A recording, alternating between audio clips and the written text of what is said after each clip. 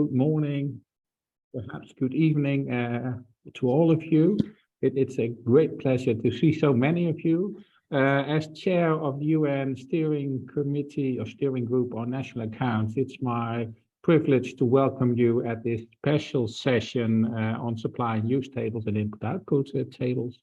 But before I go further with the introduction, I'd like to hand over the floor to Tihomira for some household announcements. Tihomira.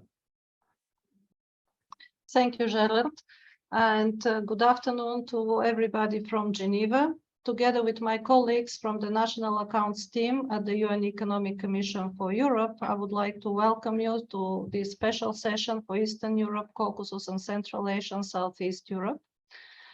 This year's special session is devoted, as Gerard said, to supply and use and input-output tables. It's not the first time we have discussed that topic on our meetings. Actually, it's the third time, but this year we will focus only on two more detailed issues that you have identified previously. These are the balancing of supply and use tables and conversion into input-output tables, and also we'll see some related IT tools. This online session is held in Zoom with simultaneous interpretation into English and Russian. You can select your preferred language in the platform from the interpretation button, which is at the bottom of your screen, the globe looking like icon. We organize special sessions for almost 20 years now. We have done it together with the UNEC Steering Group on National Accounts and in close cooperation with different regional and global partners like Eurostat, EFTA, OECD, UNSD, and CSTAT. This year's special session we have organized together, and we received great support from our colleagues from the IMF Statistics Department. These are Greg Legov and Shil Pegu, and I want to thank them very much for the support.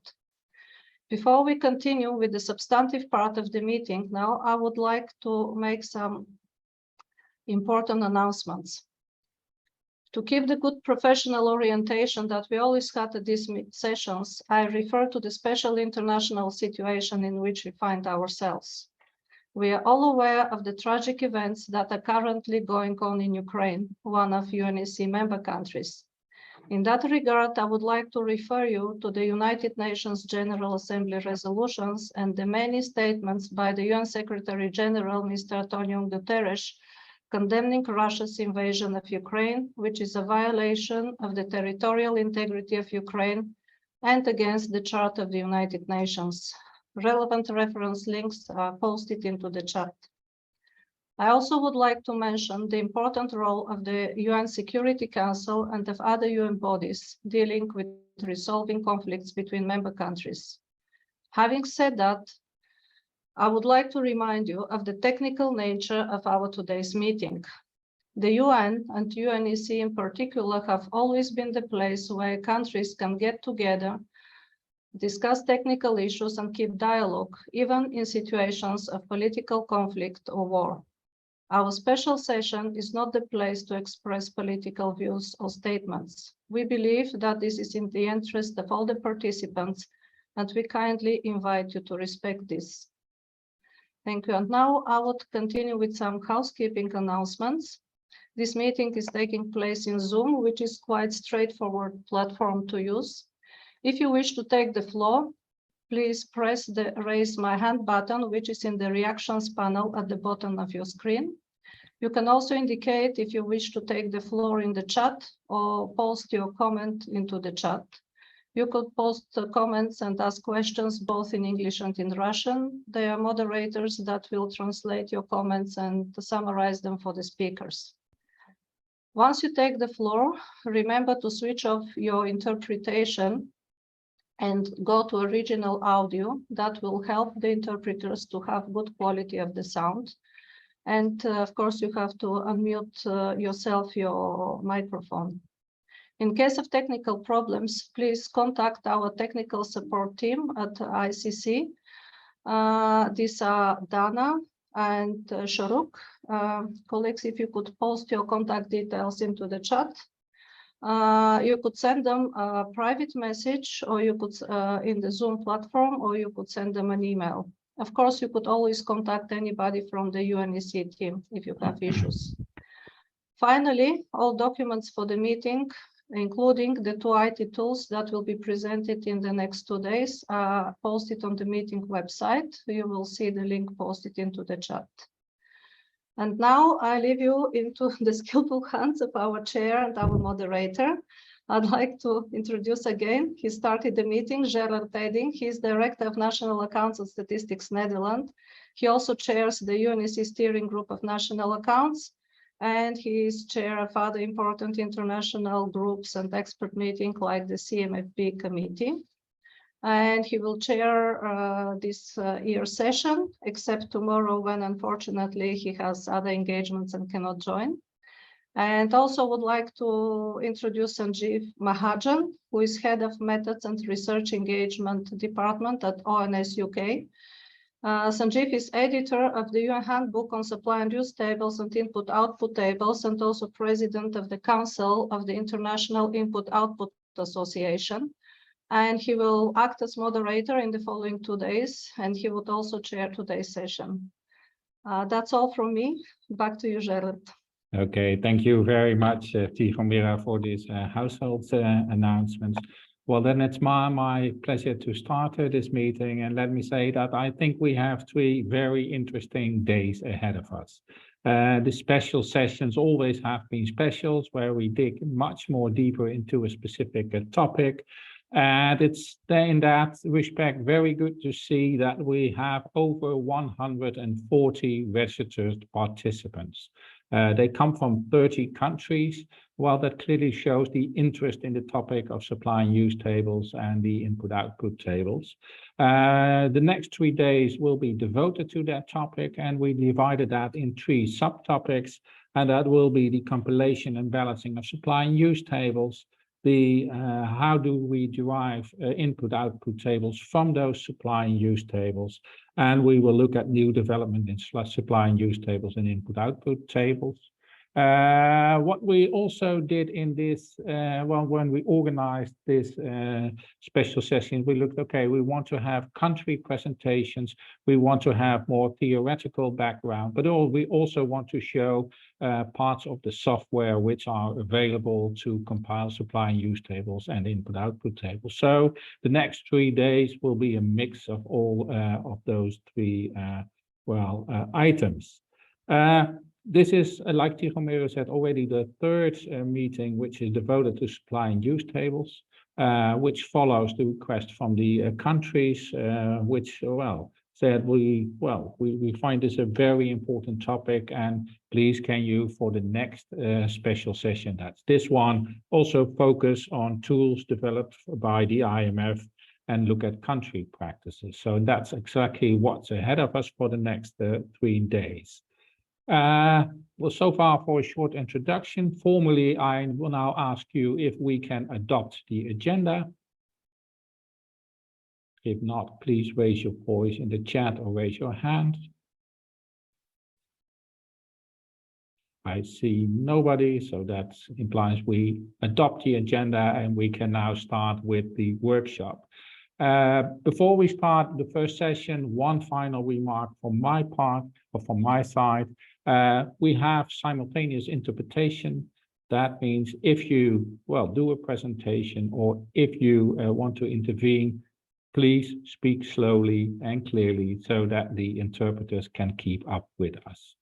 And with that, we now move to the first session. And that first session is on the compilation and balancing of the supply and use tables. Well, in this session, we have 2 presentations. The first one by Lydia Kraleska and Marka Kalandarashvili. I probably did not pronounce that one correct. Who will, Lydia is the advisor for the supply and use tables compilation in the Republic of North Macedonia, and Marka is head of National Accounts Department of Georgia.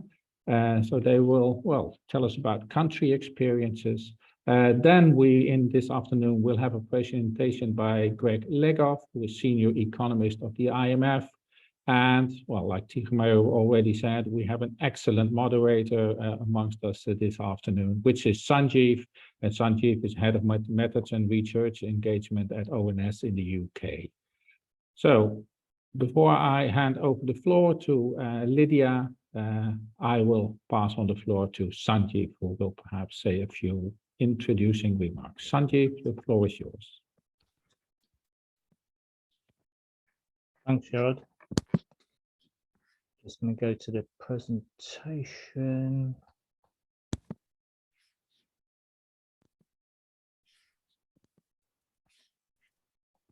I just checked, Gerard. Do you see my presentation in full screen? We can see your presentation. Okay. Right, so good morning, attendees. It's very different and very unusual when everyone's online. So good morning or good day, wherever you are. Welcome. My name is Sanjeev Mahajan. I've been involved in economic statistics for a long time, and I love supply news tables and impact tables as a framework. Those who know me, and those who don't, you'll probably get that impression by the time I finished. Some of the things I'm going to cover now as an intro will relate to the sessions also today, tomorrow, and Wednesday, but I'm setting the scene. If there are questions for clarification, fine, but we're covering most of them during the course of the two and a half days. So my first slide, the overview of what I'm looking to cover is a broad picture, the compilation of SUTs and IOTs, a framework for a coherent picture of the economy, an overall schematic, the overall strategy, and brief feedback from the UN ECE supply news tables and input output tables questionnaire, and then touch on the way forward. There will be some time for questions, but clarification. So the broad picture. It's important to note, no two countries are exactly the same in their structure. So the economic accounting statistical standards and the underlying principles and guidance are the same for all statistical producers. But because of the various differences, like in terms of their systems, they're political, legal, taxation, administrative. But at the same time, there's organizational structures. Some countries have a centralized statistical system, and some countries have the extreme of a decentralized system. The governance of the various systems can vary as well. Resources is the natural area where we look at where there are differences. There's limited finances, limited number of skilled staff, and obviously costs. Access and availability to detailed data in different countries varies in terms of administrative data, survey data, any data we can get our hands on. In compiling supply news tables, we are always hungry for data. We're never satisfied, is one of the sort of ethos that I have. So as I've sort of stressed, no two countries produce supply news tables and input-output tables in exactly the same way. Same applies to the national accounts, balance of payments, and beyond. So it's really important that we share information and best practices. We continue to improve, and these are key ingredients to higher quality and comparability. And this type of session is an example and is a wonderful opportunity to share information, learn from other people's experiences, and then reflect on how they can be incorporated. It is also worth knowing what is the ideal or the correct way of doing things, and then seeing what you can do to best meet that. You may not meet that. That's not the end of the world, but at least you know what the targets are, and that will help future planning, prioritization, and resources that you're seeking from your peers. So compilation of SUTs and IOTs, some key principles and guidelines consistent in line with the UN handbook. So the supply news tables and input tables should be at the heart of the national accounts. And if they're integrated, then you get a whole horde of benefits in terms of quality, coherency, and consistency. The supply news tables, when you've compiled them and balanced, they help you to have a single estimate of GDP, incorporating the components of production, income, and expenditure. At the same time, if you compile them in not just current prices, but also in previous year prices, you've got the volume of GVA through double deflation. which is what's recommended for GVA in the SNA. If the supply and use tables are produced and balanced, they should be done in basic prices and purchaser prices, current prices and previous year prices, and annually. But if you can do quarterly, that's fantastic. But please note, I'm not saying you must do all of these, because I've done the previous slide, stressed and emphasized that different countries have different resources, systems, etc. But if you know what the overall vision and the goal is, then small steps towards that is great. And again, the supply and use tables and input output tables, if they're in the heart of the accounts, they will also link to the institutional sector accounts, particularly less so the goods and services, but through the production accounts, generation of income accounts. But also there's a great interest in climate change nowadays. It has been growing for many years, but the supply and use tables and input output tables also provide links to the physical and monetary tables, as well as labor and productivity. So you can see the role is really important. But some of these are key sort of ideas of you consider when you're having your strategy and planning and setting things up. Continuing with the principles and guidelines, it's important that the supply and use tables are produced first, then the production of input output tables. The input output tables are more of a theoretical construct, but the supply and use tables are closer to how the real life occurs. I know some countries still produce input output tables, but not supply and use tables. So it's trying to encourage everyone to do the same for the right reasons and the right basis. GDP is an outcome of the balanced supply and use tables, but it shouldn't be treated as a target for balancing the supply and use tables. Otherwise, you diminish the value and the quality of what's inside the supply and use tables. Rectangular supply and use tables with more products is preferred. In many countries have square tables. The rectangular dimension allows you to improve the quality of deflation, and if with many more products, the quality of the balancing.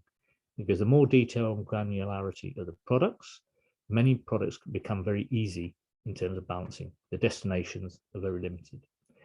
Use of the international statistical classifications, very important. The industrial classification in the form of ISIC and the product classification in the form of CPC. I know they're both being reviewed. You've also got COICOP, COFOG, etc. But by using the international standard classifications, to whatever hierarchy you go, you then generate international comparability.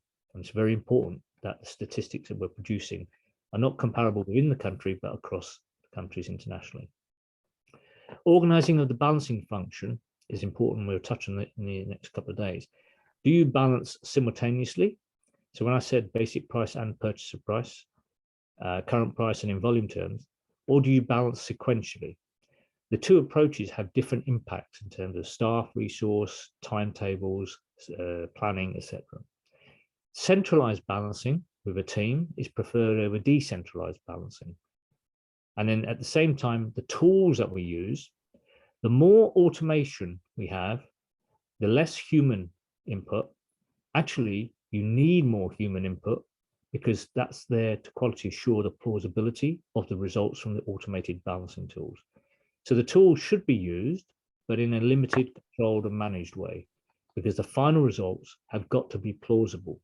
So although the tools have balanced the identities, the question is, how plausible are the results? Something that's not given precedent is documentation. It's really important to have comprehensive documentation. So the building blocks in the system, from the source data, the coverage adjustments, conceptual adjustments, and quality adjustments, and balancing adjustments. If you record them separately every year, you will identify biases or gaps.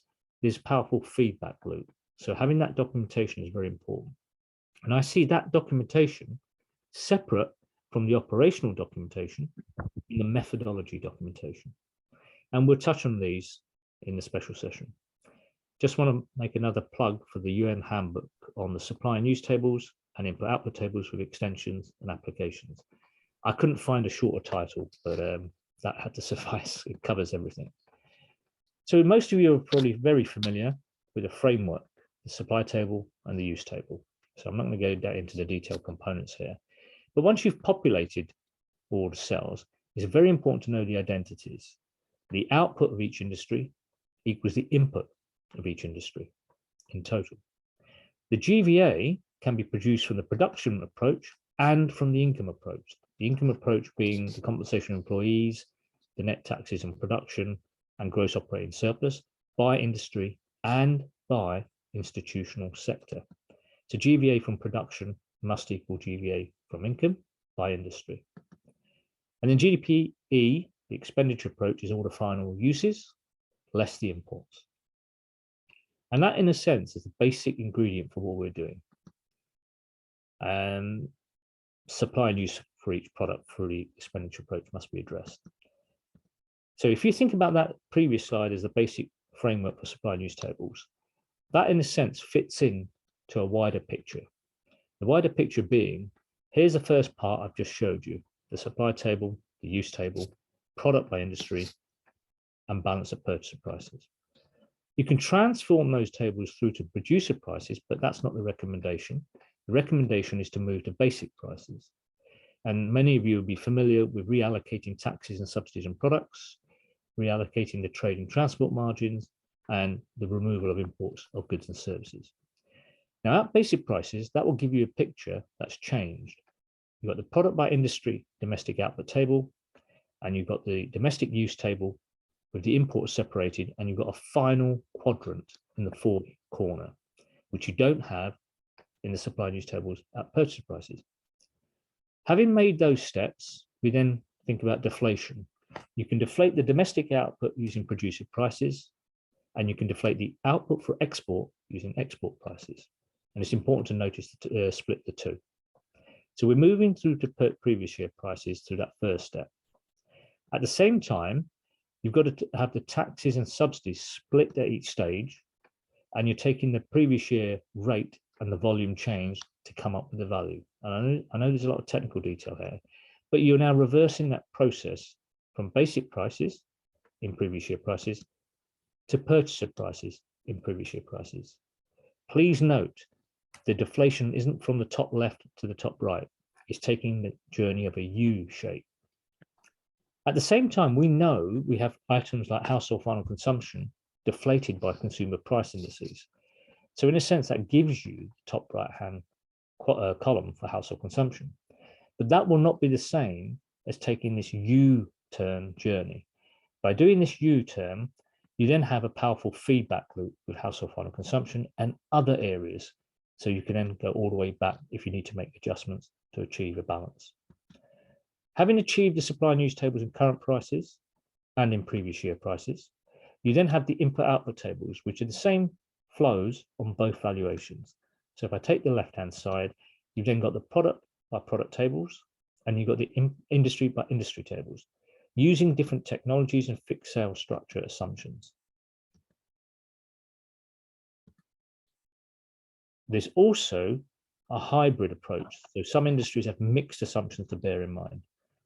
Having achieved that, you've then created the Leontief inverse and the scope for the range of different multipliers, employment multipliers, output multipliers, etc.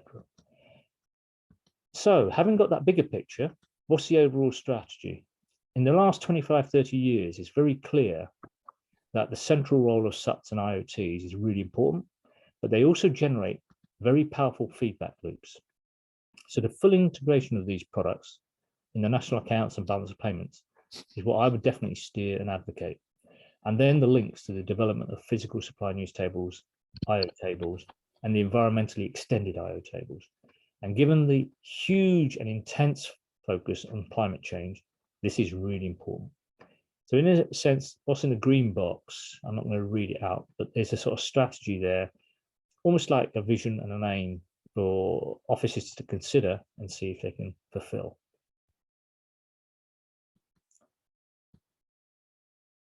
So brief feedback on the questionnaire. Thank you very much. 18 countries responded. Similarly, no countries were the same. 15 countries compile supply and use tables. A couple are developing experimental stage. 10 compile them on an annual basis, 2 5-yearly. Recent reference years. Some countries use an IT-based balancing tool. Some countries don't. And this is a big issue that we'll have a discussion of in terms of manual balancing and automated balancing, the pros and cons. And then also supply and use tables and input-output tables are used, once they're available, for different purposes, from balancing the national accounts to generating analysis, forecasting, tax policies. However, having said that, many countries have many challenges, ranging from lack of balancing tools, lack of source data, lack of experts, lack of methodology and technical assistance, etc. These challenges are varying in different countries, but no country, I would say, can say they've got them all addressed, that's for sure. So to the countries that have responded to the questionnaire, thank you very much for that.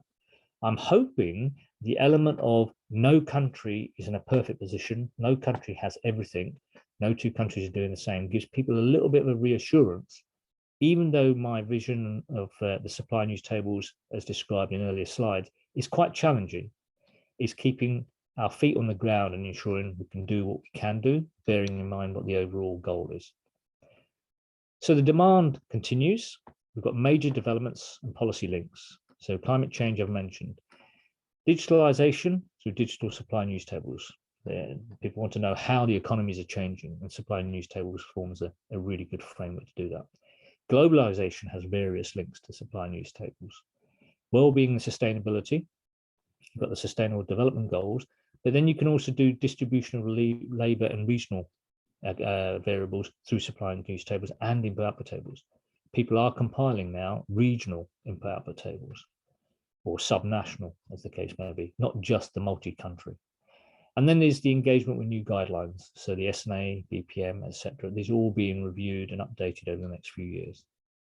I think one area I want to make sure is separately considered is big data, data science, and real-time indicators.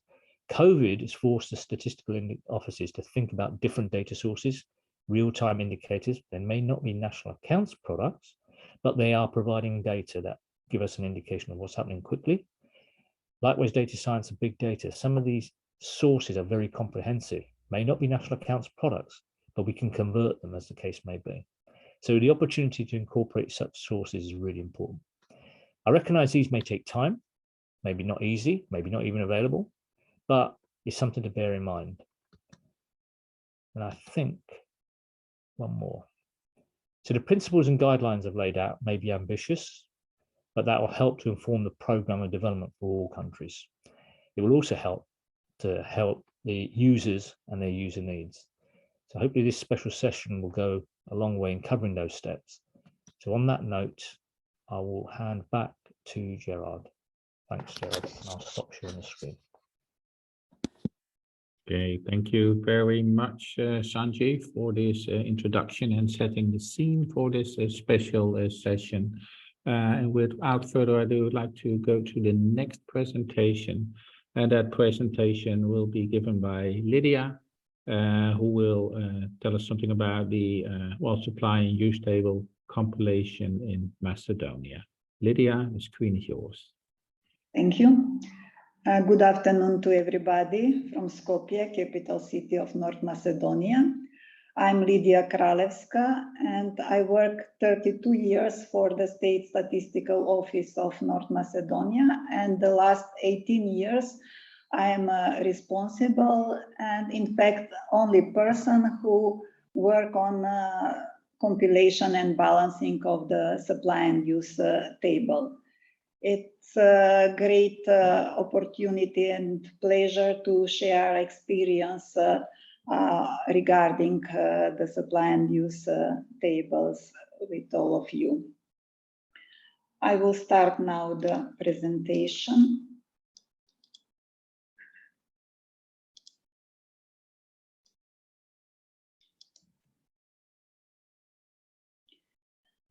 Okay. I will say something about the current situation, and after that about the compilation approach of the supply and use tables and balancing of tables.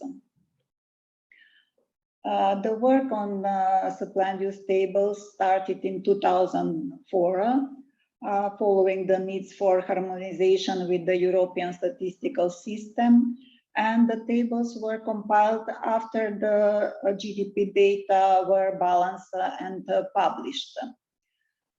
From 2008, the compilation of supply and use tables became a standard procedure, as well as the transmission of the tables. From 2013, we started to use the Excel-based system for the compilation of supply and use tables provided by the Czech Statistical Office.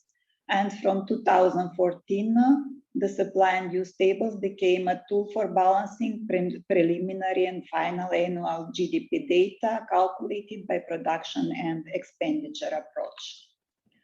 We publish the tables on annual basis on the State Statistical Office online database, and also we transmit the tables annually to Eurostat by SDMX in accordance with the Eurostat transmission program at the level of 64 products and industries.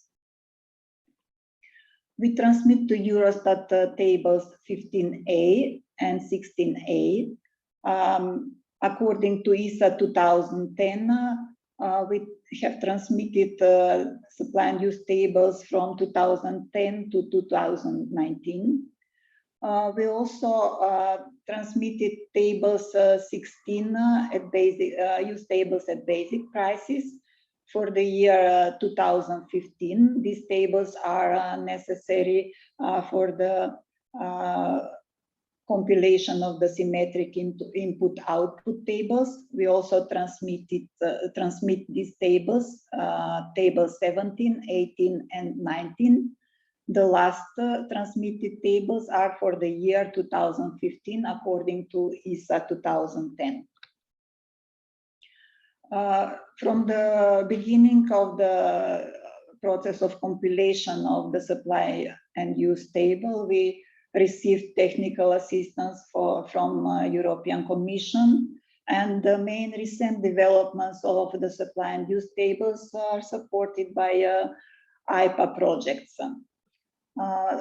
Supply and use tables were included in the IPA 2012 project, pilot project on national accounts methodology. And within this project, assessment of the compilation of supply and use tables at previous year prices for 2012 was done, and description of sources and methods was prepared.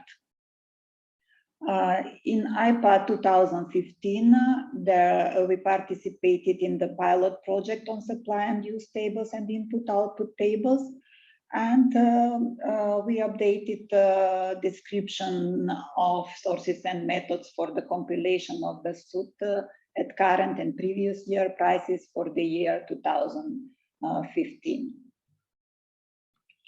We continued with participation in the IPA 2017. Supply and use tables were included in statistical project on national accounts methodology, and assessment of the currently used method for estimation of the theoretical VAT and VAT gap for 2018 was done, and preparation of description of the applied method and estimation of VAT with complicity and VAT without complicity was done. The participation in IPA projects continues, and we participate in IPA 2019 with statistical project on supply and use tables and input-output tables. And the intention is to improve the household final consumption expenditure, to improvement the COICOP CPA bridge table, to find more efficient solution for the elimination of some unwanted negative values on the specified sheets of the SUP and use files for 2020, to improve potentially compilation procedure of symmetric input-output tables for 2020, to find solutions to improve some parts of the quality report, and if it necessary, to update the description of the methodology for the compilation of supply and use tables and symmetric input-output tables. Also, within the IPA 2019, supply and use tables are included in the ongoing statistical project called National Accounts Methodology. Again, with new estimates, we continue with new estimates for VAT fraud with complicity and VAT and without complicity for the year 2019, and proposal how to include VAT fraud without complicity in the national account estimates for the revised year 2019. I will continue now with the compilation approach of the supply and use tables. As I said previously, we used Excel system provided by the Czech Statistical Office. This system is in the form of two mutually linked files, SUP and use file, that include many sheets at two-digit level of NACE and CPA classification. These sheets, most sheets of this files, SUP and use files, contain three types of tables. Input data is in the last tables on the bottom of the sheet. In the middle of the sheet, there is a table for different adjustments, and resulting data, that means computed or estimated data plus adjustments, is located on the top, the first table on a sheet. For the supply and use table, the most important is to have good data and good data sources. Input data for the construction of output matrix, intermediate consumption matrix, household consumption expenditure matrix, and so on, are prepared outside of this SUP and use system.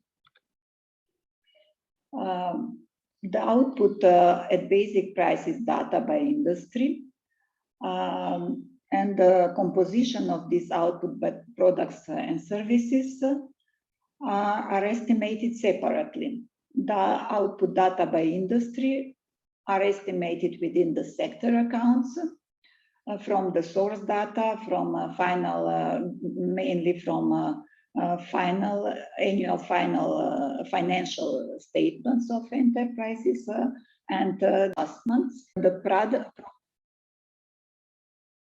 product and service structure of output of each industry is based in main lines on the available data from the business statistical surveys. The estimates, the output matrix, are transferred then to the domestic output part of the SUP file and grossed up to the sector accounts estimates on value of output data by industry. I can say that the statistical survey covered the sector account estimates by industry for around 50%, and it is important to increase this percentage in order to obtain statistical surveys data on output to be more reliable, the distribution of output of each industry into output of products and services. As a part of supply table, imports data, imports of goods are obtained from the foreign trade statistics, and import of services from the balance of payments of the national bank. Trade margins are also part of the supply table, and there are two independent calculations for estimation of the trade margins by industry and by product. The calculation by industry is part of the sector accounts calculation of GVA by industry, and the allocation of trade margins by product is done within the supply and use tables compilation. As a result, the vectors of wholesale and retail trade margins by products are acquired at two-digit level of CPA classification. The wholesale trade margins vector, the compilation of this vector by product starts from the supply side. The total supply of goods that comprise the gross value of domestic output at basic prices and imports of goods at CIF prices for each of 30 CPA product groups is multiplied by an appropriate percentage of wholesale trade margin. The percentages vary between 6 and 15% by individual product groups. The retail compilation of the retail trade margins vector by product starts from the use side, from the domestic household consumption at purchaser prices. This consumption is reduced by self-supply of goods consumed by households, and after that the VAT and transport margins are subtracted.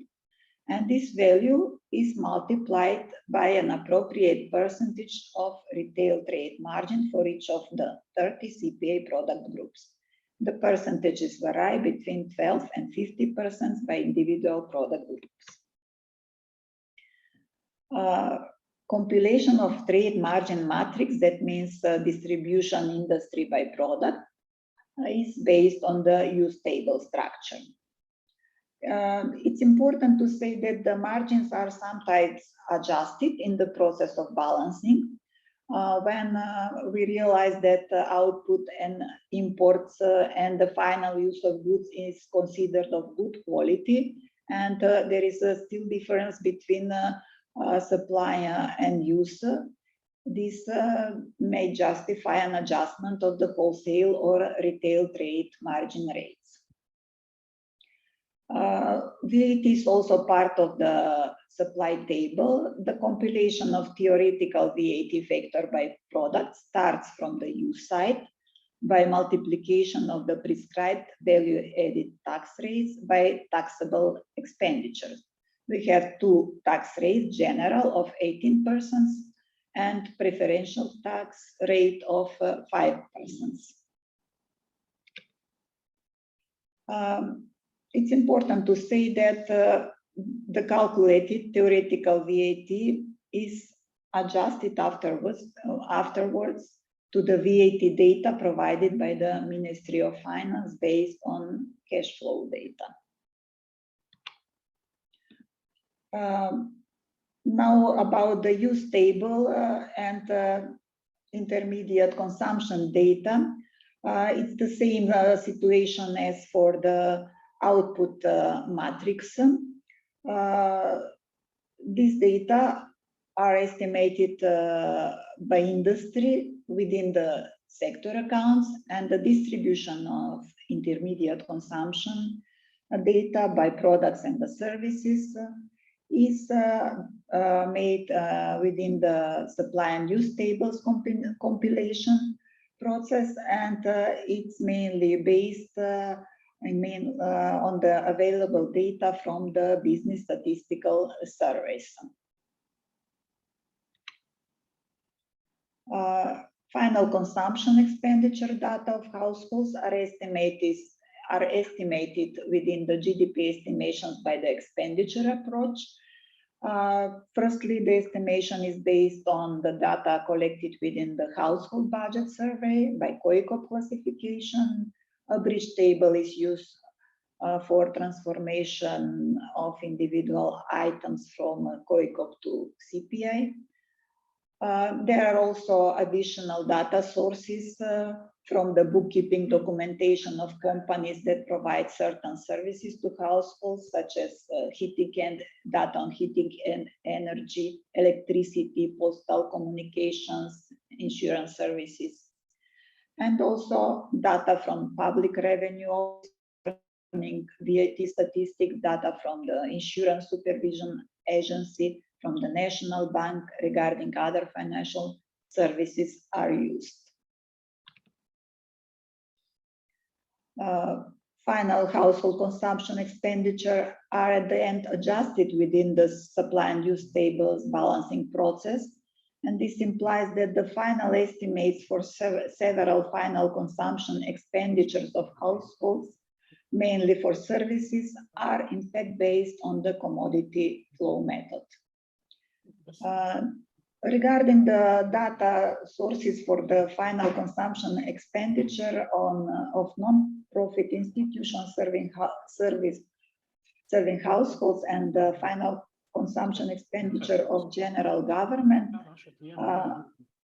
I received this data from the sector accounts estimates.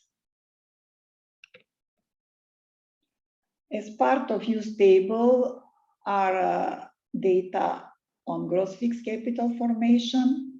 These data are estimated within the GDP estimation by expenditure approach and are available by types of assets and commodity groups at 2-digit level of CPI. For the estimation of gross fixed capital formation, several data sources are used. There is one special annual survey on gross fixed capital formation or investments. Then for the households, there is data from construction statistics that are used. Then commodity flow method is applied for calculation of gross fixed capital formation for machinery and equipment. Also data from financial statements from the central register, from the Ministry of Finance, and surveys carried out in the national account sectors are used. Changes in inventories are estimated within the GDP estimates by production and by expenditure approaches. The commodity breakdown of the changes in inventories is based on data from business statistical surveys. But I can say that the most of the adjustments in the changes in inventories, however, are done within the supply and use tables balancing process. Exports of goods and services as a part of use tables, main data sources are for exports of goods, foreign trade statistics, and for export of services, balance of payments of the National Bank. Balancing of supply and use tables. Firstly, there is manual balancing. The first step is vertical balancing. That means, as I previously said, adjusting the supply and use table output and intermediate consumption data by industry to the sector accounts calculated data on output and intermediate consumption by industry. The second step is horizontal balancing of supply and use data within the commodity group, aiming total supply of each commodity group to be equal to the total use of the same group.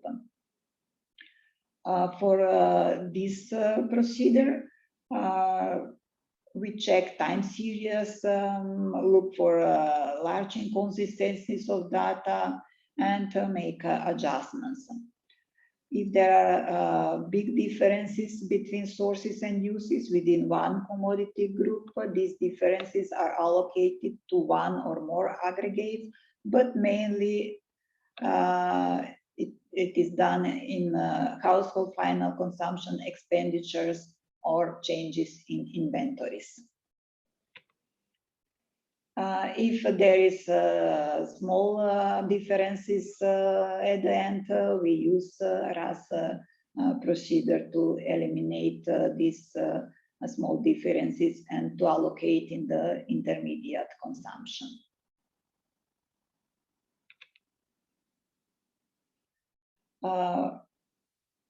That is one important thing, and the most important I can say is that the supply and use tables are fully integrated into national accounts.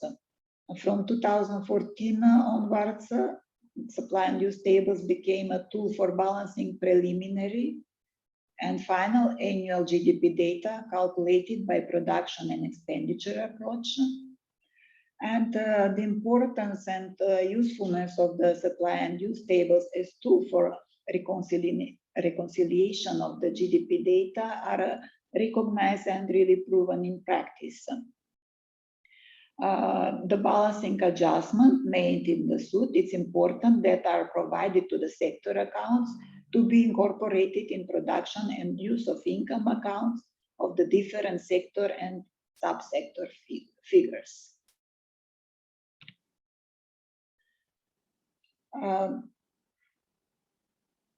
Compilation of supply and use tables at previous year's prices.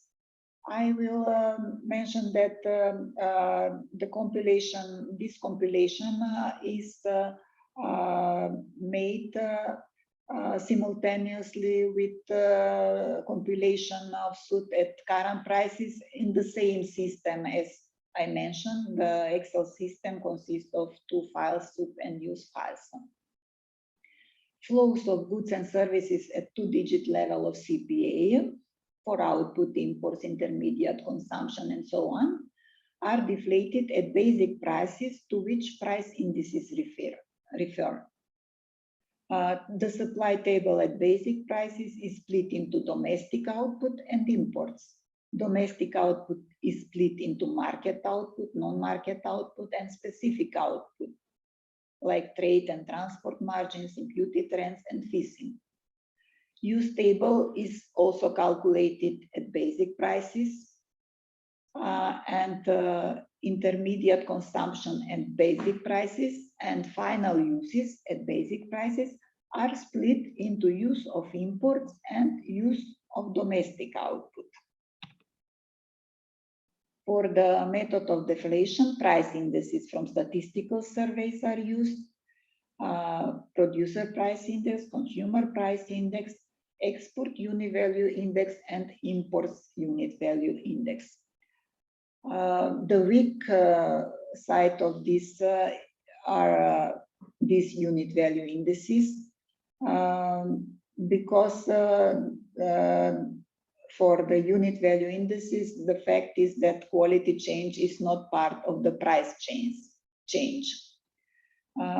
The method of deflation could be improved when real price indices for imports and exports of goods would become available. The same is true for service prices. Margins and taxes are deflated separately on the use side and then transferred also to the supply side. The rates of the previous year are applied on the use of goods and services in the use table at previous year prices, valued at basic prices. At the end, as summary, I can say that the supply and use tables are fully integrated in the national accounts compilation process and provide an adequate accounting framework for compiling consistent and reliable national accounts data. The supply and use tables became an important tool for reconciliation of GDP data in an integrated approach. And as a result of everything mentioned above, the supply and use tables are and will be continuously developed and improved. Thank you for your attention.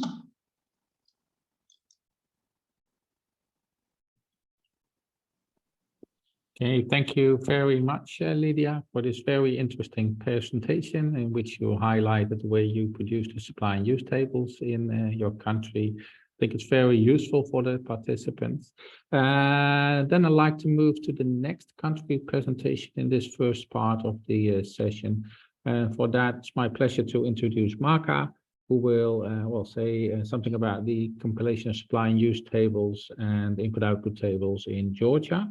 May I remind the participants that if they have questions, you can already put them in the chat, so we can answer those questions right after the presentation by Marka, or you can raise your hand if you want to take the floor.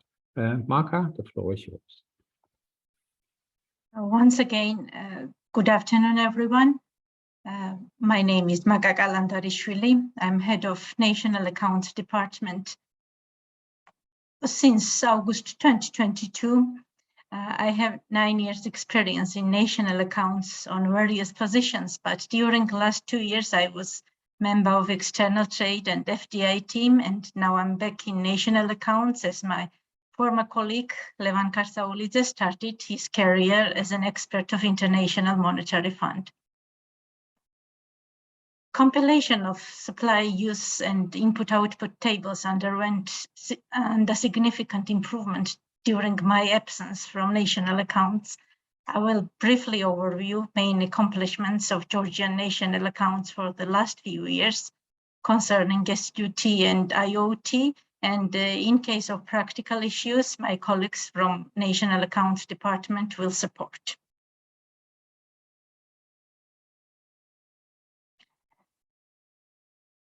In November 2019, National Statistics Office of Georgia implementing SNA 2008, replacing the existing methodology of 1993. During the revision, fundamental methodological changes were implemented and sources were improved, mainly related to PZIM, user cost method for owner-occupied dwellings, capitalization of research and development. Along with the implemented changes, Geostat conducted a general revision of national accounts time series since 2010.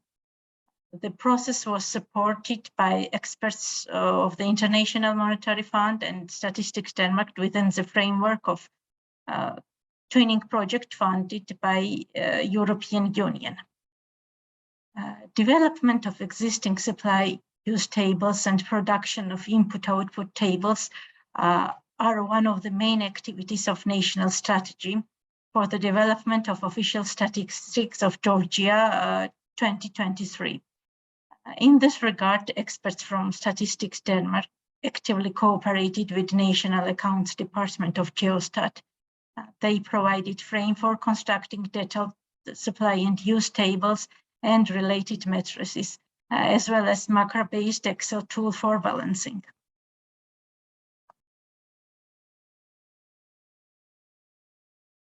Let me overview the development of supply and use tables that are currently disseminated. The first release of annual supply and use tables according to 2007 data was in 2006.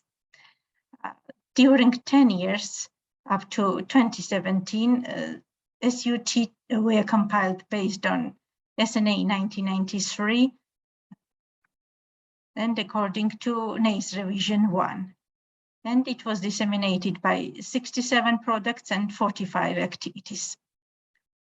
Since 2018, supply and use tables are compiled on the basis of SNA 08, NACE Revision 2, and is compiled by double-digit level by 88 products and 88 activities. Currently, supply and use tables are published at current prices, but we have experimental compilation in constant prices as well, based on data of 2018. Here is the list of main classification used in compilation of supply and use tables. For economic activities, we use NACE Revision 2 and relevant classification of products CPA 2008. For consumption, household consumption, we use COICOP, classification of individual consumption by purpose. For government finance statistics, we use COFOC and GFS.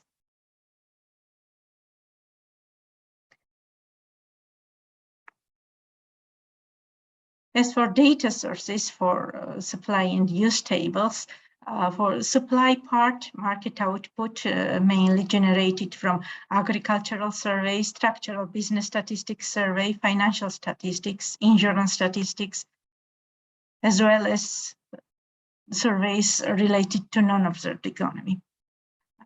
The main source of non-market output are government finance statistics and non-profit institutions serving households. As for household production, National Accounts Department conducted special survey related of household production. For owner-occupied dwellings, we use user cost method. Trade and transport margins are estimated based on specific products in supply and use tables. We have matrix for taxes.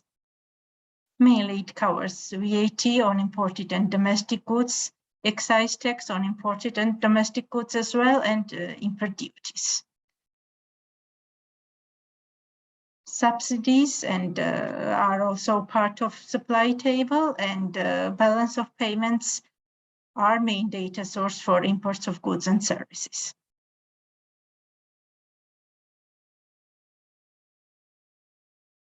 As for components of use table, we compile intermediate consumption for market and non-market producers.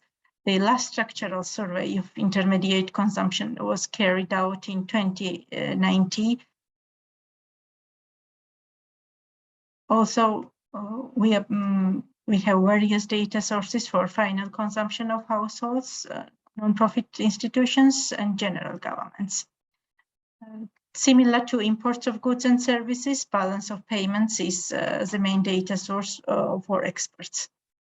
For gross fixed capital formation, mainly data of financial and non-financial corporations, government finance statistics, and special household survey are used. For changes in inventories, the main data sources are a survey of non-financial corporations conducted by Business Statistics Department of Geostat, non-profit institutions serving household, and general government.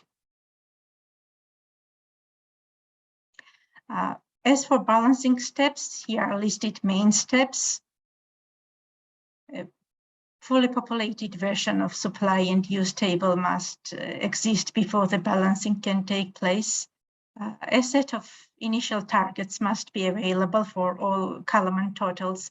For example, intermediate consumption, household final consumption, consumption of NPISHs, and general government at purchasers' prices. The next phase is manual balancing. Here, a number of unsolved problems will need to be investigated, leading to correction to the initial product balance. The next step is horizontal and vertical automatic adjustment. It is worth to be mentioned that SUTed constant prices are updated together with SUTed current prices. And the final step is final balancing, which is performed by automatic procedures.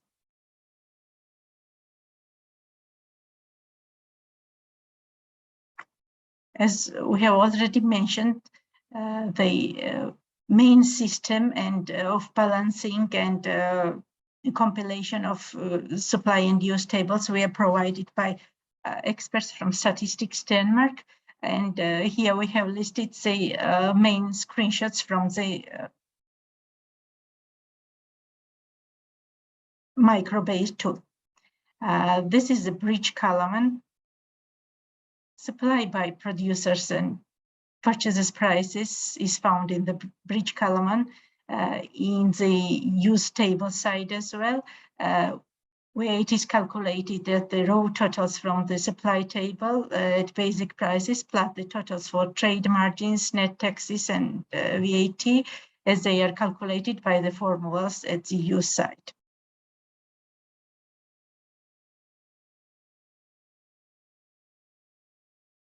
Before balancing process, we can check the main difference between supply and use side.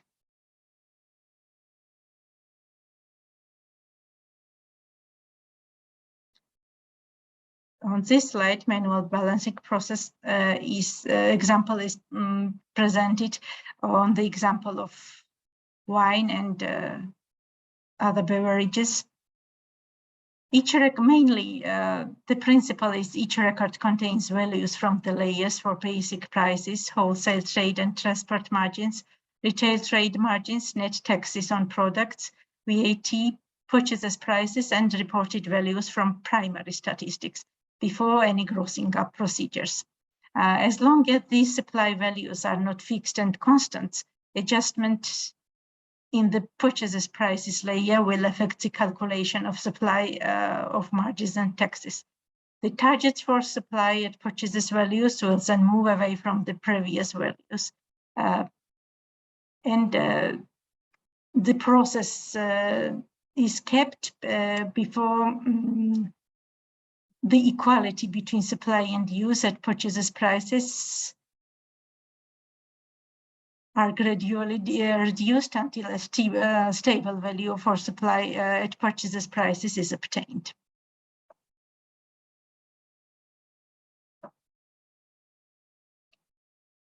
After manual balancing, automatic balancing follows. Residual allocation system method is used, and it is performed by repeated proportional adjustment of matrix to target totals for row and column.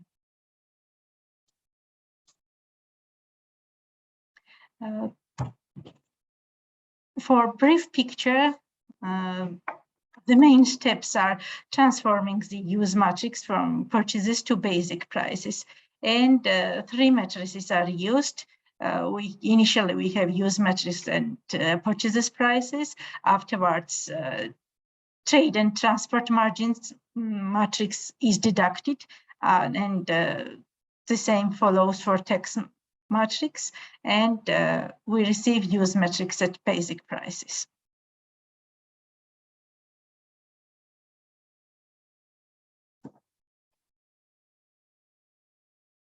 We wanted to share also latest development regarding supply and use tables and input-output tables.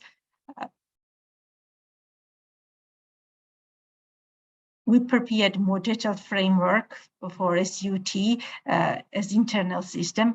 We have now about 330 products and 64 industries based on 2018 data. We have also compiled the third quadrant of SUT tables, developed supply and use tables at constant prices based on data of 2018. As for input-output tables,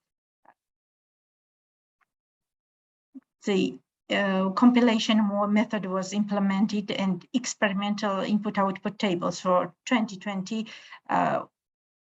was disseminated on Geostat webpage, but we will talk briefly and on more detailed level tomorrow.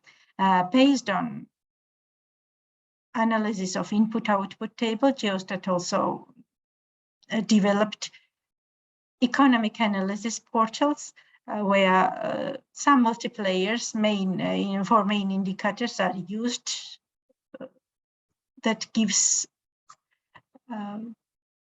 users a better picture of development of economy.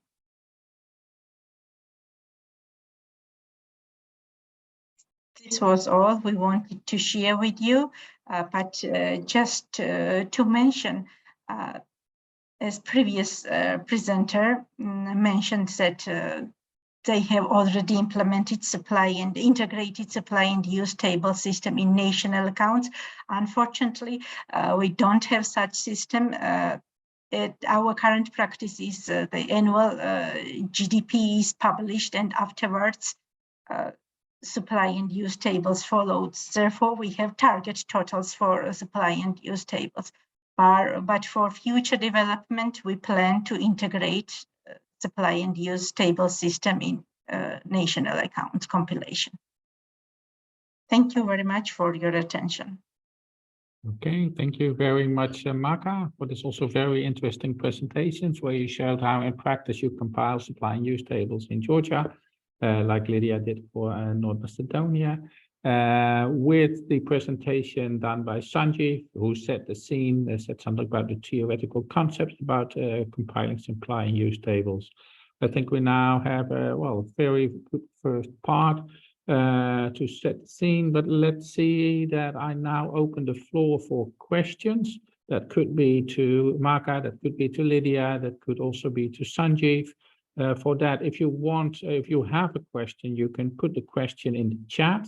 You can also do that in Russian, then it will be translated into English. Or if you want to take the floor, you can raise your hand.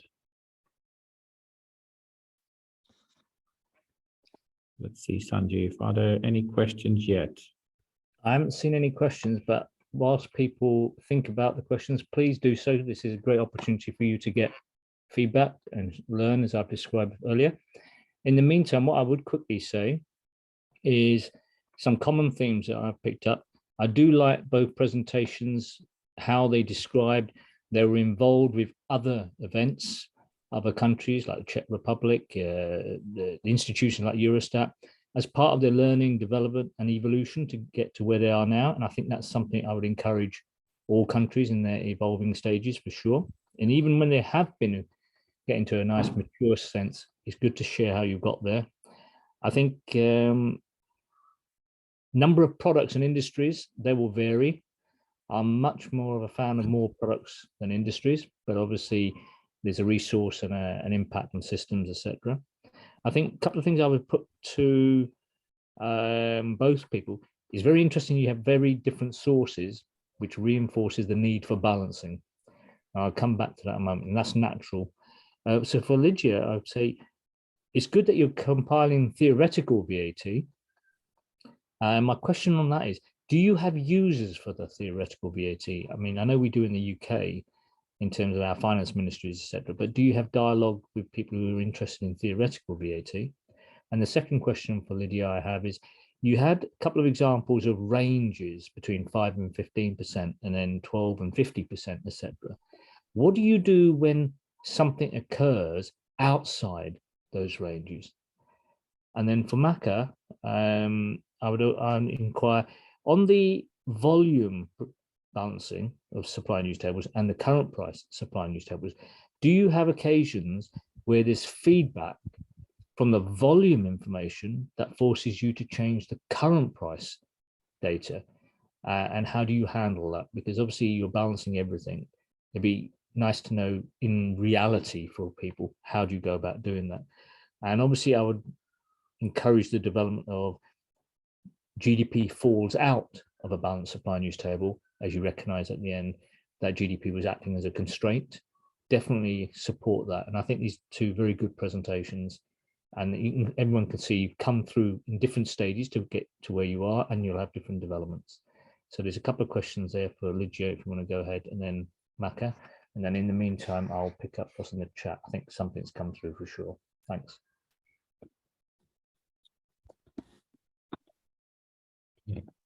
Maka or Lydia? Yes, the first question was, do we have users for the theoretical VAT?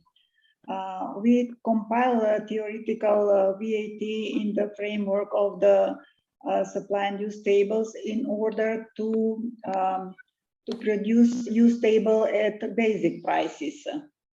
And as I said, we produce VAT data by products, but after that we adjust or gross up this data to the data on actual VAT obtained from the Ministry of Finance.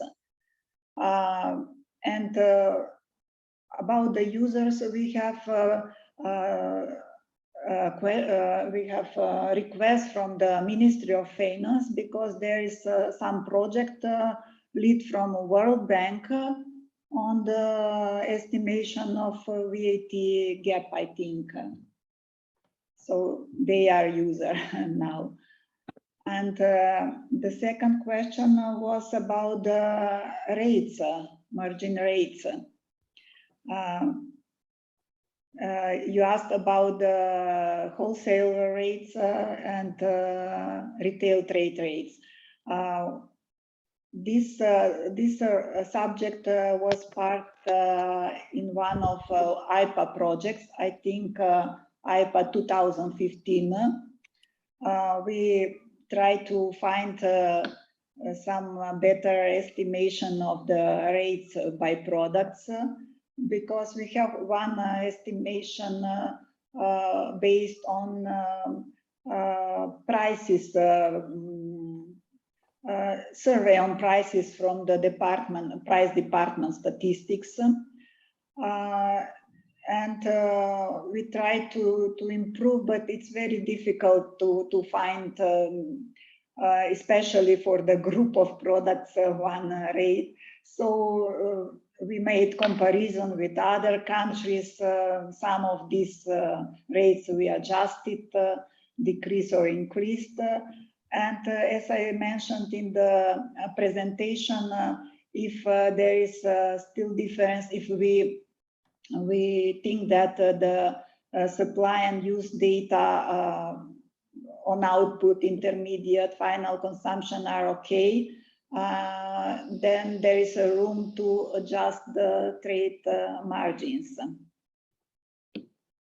There is still, we need still to improve this, and it's really difficult to have real data on the margin rates. Okay, thank you very much, Lydia. Before I pass the floor to Maka, well, now's the opportunity to raise your questions to all presenters, so please use that opportunity. I see one more question in the chat, Sanjeev, but first let's take a Maka on your question. Maka. In our case, the only data in volume terms, we have agricultural statistics. And while balancing, we try our maximum to follow the real values. Okay. Okay, thank you, Maka. Sanjeev. There's one more question I think both parties could consider. Any details or information on how you go about compiling the imports use table? So, for example, do you make key assumptions or do you have survey data sources, etc.? This is a very tricky area. I don't know if Lydia want to go first. I will answer. We have data source, for example, from Prodcom statistics about used raw materials. There is information on raw materials from domestic production and raw materials from imports. But in this system, our imports are distributed proportionally. Because, as I said, I'm only person who work on these tables, and for all additional calculation estimations, it's need more time. And yes, proportionally are distributed imports in use table. Maka? Actually, it was a question from our side. My colleague from Geostat asked, as we are interested. Right. I think I've just add, sorry, Jared, I'd just add, I think, Lydia, that's fine. I think imports is very difficult to get sources. And then you've got the challenge of direct and indirect imports, the indirect going through wholesalers, etc. So it is a challenge for many countries. I can see there's a hand up. It's Arcady. Do you want to come in, please? You may still be on mute.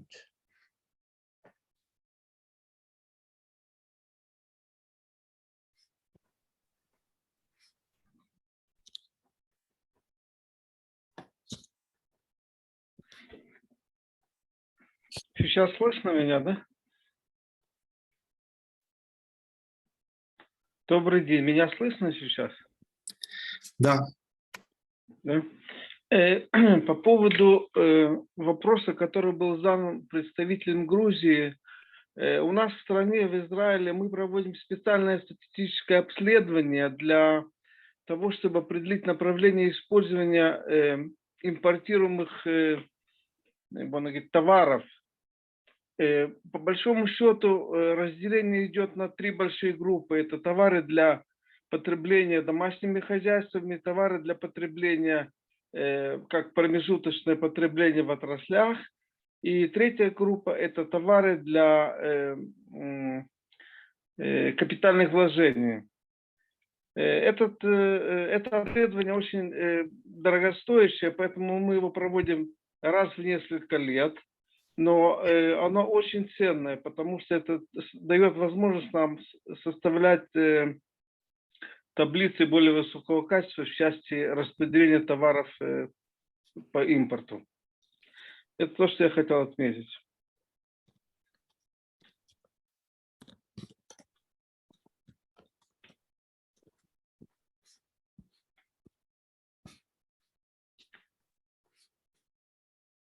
Thank you, Arkady. Sanjeev, did you? We can't hear you, Sanjeev. Can you hear me? Yeah, we can hear you now. I didn't get what Arkady was saying because I only just got my interpretation on. I think the short summary is that Arkady explained how they in Israel use the information they have on imports, and they divide it in three separate categories for which they have different sources and quality of sources. So just as an example of how you can use the information to assign the imports. Yeah. Okay. All I would add is there are various techniques. So, for example, if you know what the imports of goods are, whether they're capital, intermediate, or consumer related, gives you a way of dealing with that. But you need to just be careful. Some goods can be more than one. So a car can go for consumption by households, and a car can be going to capital formation. So you'll always have that challenge. However, if you do it at a granular level, you've got a good opportunity for allocation. You've then got businesses you can do surveys for. I think you can get direct imports from many, but it's the indirect imports allocation is a big challenge.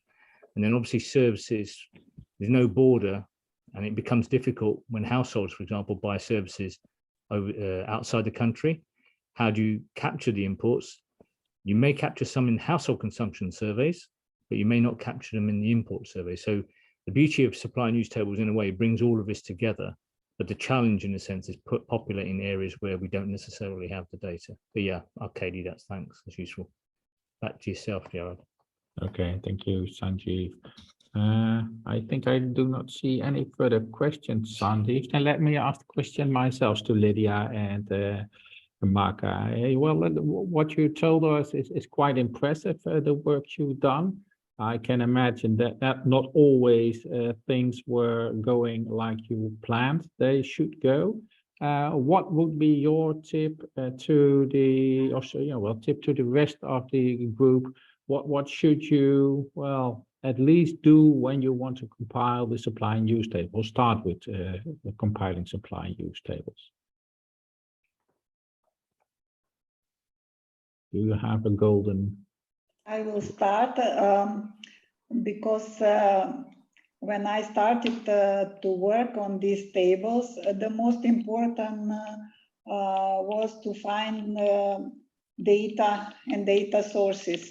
As I said, for the supply use tables, the most important are good data by products, especially by products, and to check to use the proper classifications and to have good system to organize those data. Because when I started, I have data in many files, many files, and was not the data were not organized in the proper way.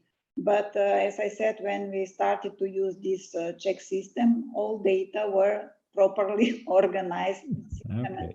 and so on. It make the work easy when you have all data properly organized in the system. Okay, thank you very much, Lydia. So find as much sources as you can and structure the data in a very good manner. Marka, do you want to add something? The same in our case too. For us, especially it's problematic to find more data sources as possible. Great. Sanjeev, back to you. And there's no more questions coming in. I would say to the attendees, please don't be shy. I know it's online. And also don't worry about the complexity of the question. Quite often the simplest questions can be the most difficult to answer.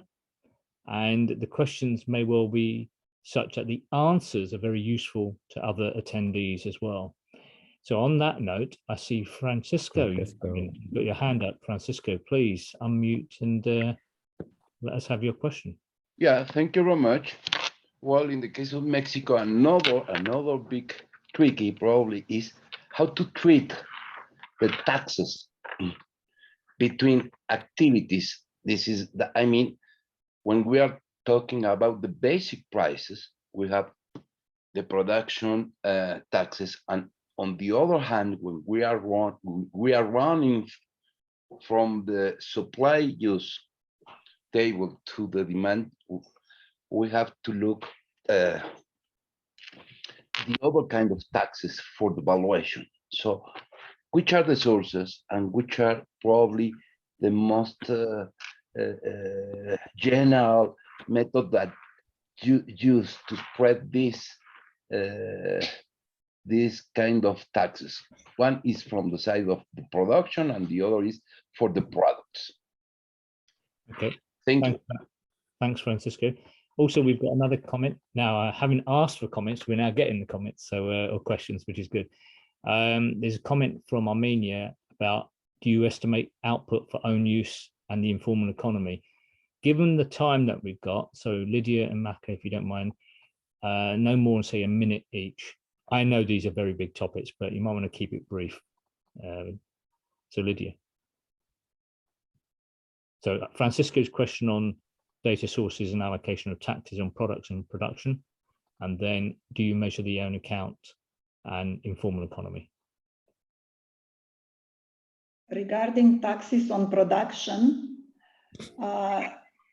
these taxes are produced or estimated in the sector accounts and distributed by industry. So I obtain these taxes on production already distributed by industries. And regarding the taxes by products, I explained in the presentation. I use data for VAT, for example, from household final consumption expenditure. For intermediate consumption, I use data for legal entities that are not obliged to VAT non-payers, and also for gross fixed capital formation. I have the percentage of VAT non-payers enterprises by industry. About the customs duty and customs duties, I have data from foreign trade statistics. I have tax rates by products and also I obtained data on excess duties by products from Ministry of Finance. That is. And do you have efforts to measure the informal economy and output for own final use? Regarding output estimation, as I mentioned, by industry, I obtain data from sector accounts. This data include source data and all estimates on informal economy and other methodological adjustments, conceptual exhaustiveness adjustments, and so on. So I have this total value by industry, and the composition of the output of each industry by products and services is done by on the base of the data from the Business Statistical Service data. And a brief answer to, not the methods, but do you have an explicit estimation process for the informal economy?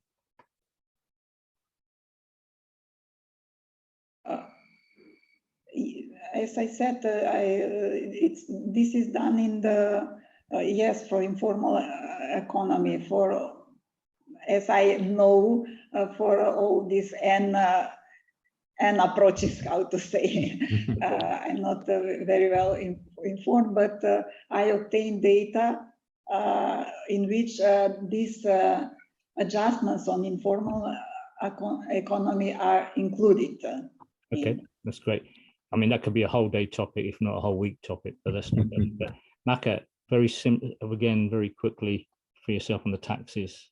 Yes, regarding taxes, our main data source is Ministry of Finance and Government Finance Statistics, and similar to Macedonia, for distributing them by products, we use household consumption data, intermediate consumption, and capital formation.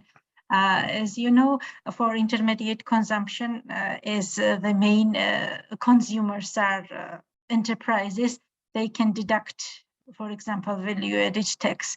But for some industries which are free from VAT, their use is non-deductible VAT, and we are trying to estimate it.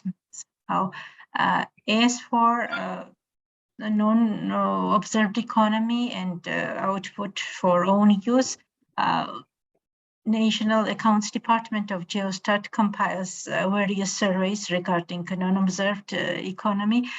For example, once in 5 years, we are trying to cover a specific industry, and according to the results, we are compiling the coefficients of non-observed economy. And these coefficients are applied, for example, during several years before a new survey is not conducted. And as for output for own use, main data source is structural business statistics, because they have in questionnaire special row for capitalized goods and output for own use. That's great. Thank you, Lydia and Maka. I think we can't have enough time to give enough time to discuss these topics. They're really good topics. There's just one loose end I wanted to pick up that's in the chat that's come along on SIF-FOB. I'll answer that. There should be a SIF-FOB adjustment on exports, but it should be very small for specific cases. Obviously, the SIF-FOB is very concentrated on the import side, but in the spirit of time, I think that draws a line there. Back to you, Gerard. Okay, thank you, Sanjeev. And also, again, thanks to Maka and Lydia for their, well, sharing the experience they have with the supply and use tables in the country. Like I said, it's a very impressive work you have done so far. Also good to see you still have much plans ahead of you to, well, even further improve the work you're doing in this area. So thank the three of you. And with that, I think we now deserve a coffee break. So we'll break the meeting until, well, Geneva time 14:20. And then we resume with Greg Legoff from the IMF, who will demonstrate the IMF tool for supply and use tables.